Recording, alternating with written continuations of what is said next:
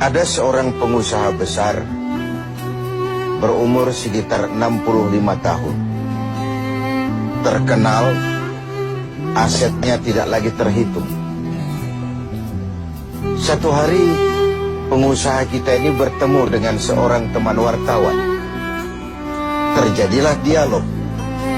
Sang wartawan bertanya kepada pengusaha kita, "Pak, umur Bapak berapa tahun?"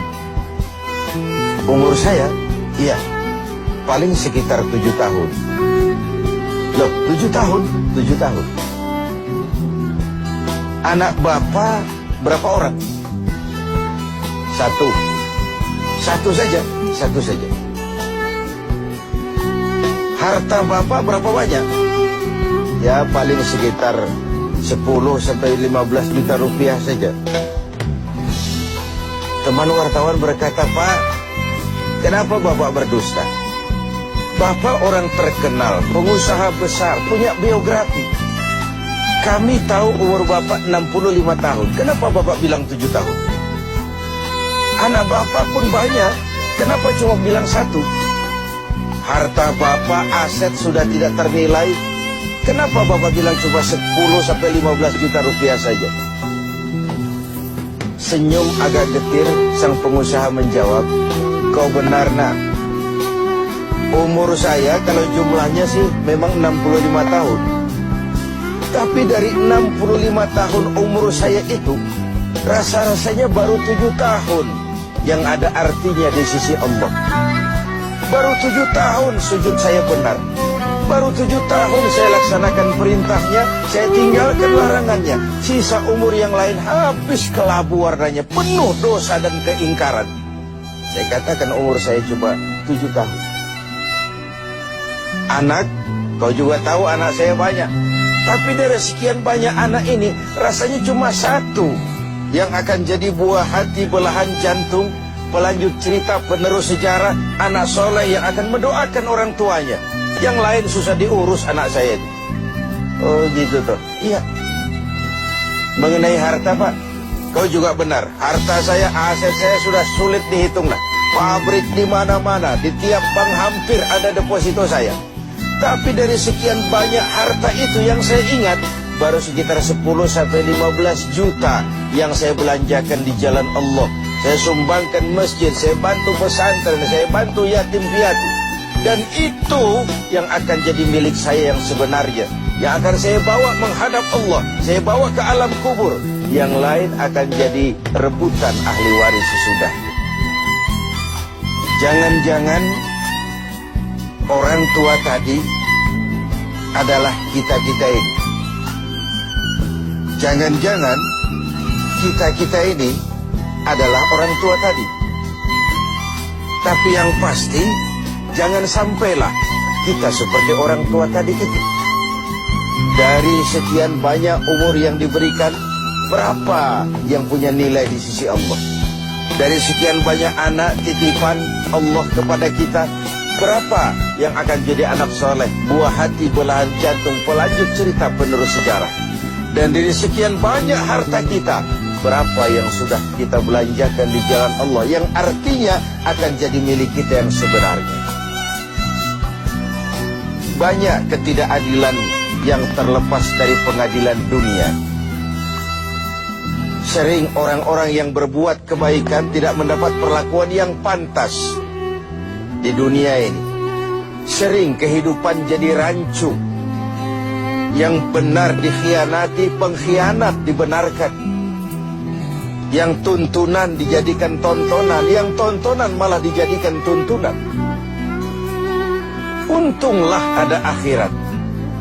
Bukan sekedar melepas diri dari ketidakberadayaan kita menghadapi sistem, tapi cermin bahwa tidak satu ketidakadilan yang bagaimanapun kecilnya yang terlepas dari pengadilan dunia akan terlepas juga di pengadilan akhirat nanti.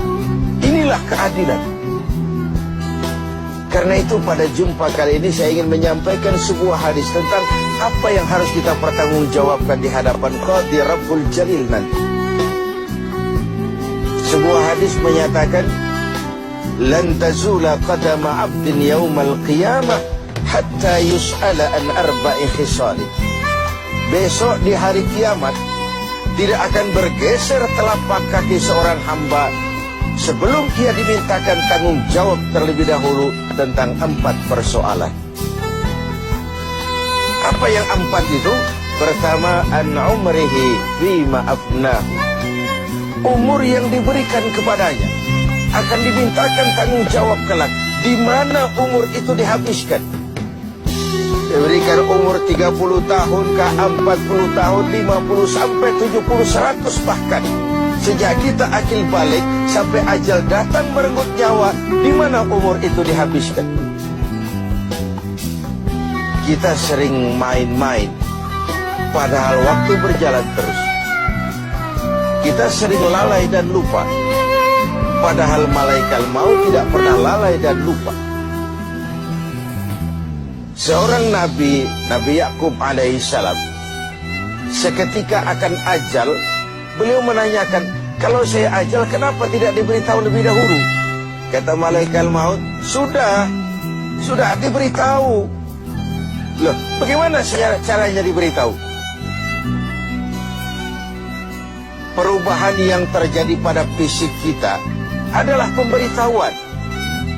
Uban yang bertabur, mata yang mulai lamur, pendengaran yang mulai kabur, itu semua pemberitahuan agar kita mawas diri. Umur akan dimintakan pertanggungan jawab. Di mana umur itu dihabiskan?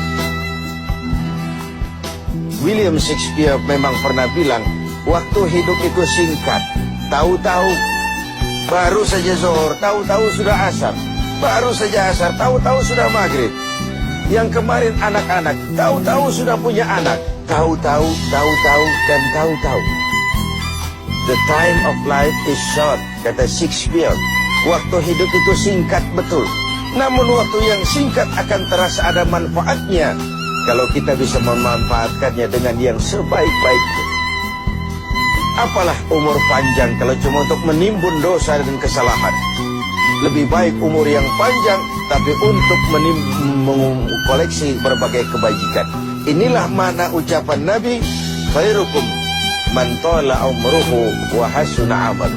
Yang terbaik di antara kamu orang yang panjang umurnya dan banyak juga kebaikannya. Umur ini yang sering kita berleha-leha menghabiskannya untuk sesuatu yang tidak punya nilai, kelak akan dimintakan tanggung jawab di hadapan Allah Azza wa Jalla. Lalu yang kedua, wa an syababihi fima ablahu. Masa muda, pernah diberikan umur muda, di mana dihabiskan umur muda itu? Hura-hura atau untuk sesuatu yang bermanfaat? Dahulu ada seorang selebritis lah kalau zaman kita sekarang, namanya Ibrahim bin Adham, namanya Malik bin Dinar. Namanya saja sudah Malik bin Dinar, Raja bin Uang. Hidupnya jet set. Satu malam dia mengadakan pesta di rumah mewahnya. Datang seorang pengemis, bertanya kepada penjaga pintu, siapa yang punya rumah ini? Bos saya. Iya, Malik bin Dinar. Oh, orang kaya? Orang kaya. Selebriti? Selebriti. Dia hamba apa orang merdeka? Dia orang merdeka. Kalau hamba bagaimana bisa pesta sehebat ini? Orang tua itu senyum lalu bilang, sampaikan kepada bosmu Malik bin Dinar, dia memang orang merdeka. Kalau dia hamba, bukan seperti ini pekerjaannya. Dia orang merdeka, dilarang tidak terlarang, dicegah pun tidak tercegah. Merdeka dia memperturutkan hawa nafsunya. Kalau dia hamba Allah, bukan begini pekerjaannya. Menghabis-habiskan waktu untuk pesta hura-hura, sesuatu yang tidak ada gunanya. Ini disampaikan kepada Malik bin Dinar. Dia tercenung mendengar orang tua yang misterius itu. Malamnya dia bermimpi kiamat datang. Dia akan masukkan ke dalam neraka. Karena itulah lalu dia bertobat dan kemudian menjadi ahli sufi yang terkenal, Malik bin Dinar. Masa muda akan dimintakan tanggung jawab. Yang ketiga, wa an ilmihi maza amila. Ilmu yang dimilikinya, kemana ilmu itu diamalkan? Untuk mencerdaskan orang atau untuk membodohi orang yang memang sudah bodoh? Untuk membimbing umat atau menyesatkan orang lain? Agar hamba menjadi hamba Allah atau agar orang menghambakan dia? Ilmu akan dimintakan pertanggungan jawab.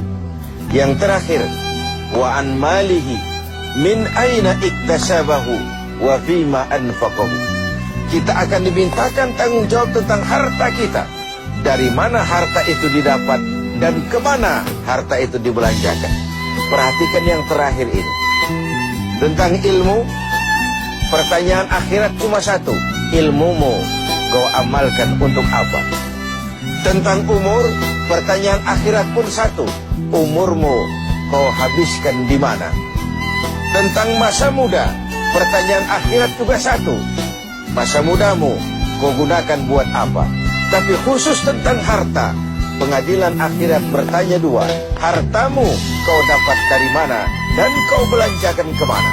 Dari mananya dan kemananya? Kadang didapat dari cara yang benar, tapi dibelanjakan untuk yang tidak benar. Atau bisa juga didapat dari cara yang tidak benar, dibelanjakan kepada jalan yang benar. Itu pun tidak mungkin kedua-duanya. Pemirsa TV7 yang berbahagia, mudah-mudahan kita tidak bernasib seperti orang tua pengusaha di awal pertemuan kita ini. Semoga kita menjadi orang yang bisa mempertanggungjawabkan baik umur, masa muda, ilmu pengetahuan, dan harta yang dititipkan Allah kepada kita. Tidak satupun yang akan luput dari pengadilan akhir.